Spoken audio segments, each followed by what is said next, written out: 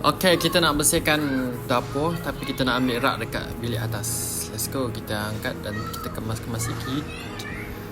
Okay, ni keadaan dapur. Kita nak ubah tempat meja dapur apa ni untuk dapur tu kan. So sebelum tu kita basuh, bersih-bersihkan dulu. Okay, ni benda kita nak bersih-bersihkan dulu papan rak ni. And then kita nak pasang wallpaper ini. Let's go. Ali macam biasa, panjat-panjat baru ceria. Let's go, kita pasang wallpaper.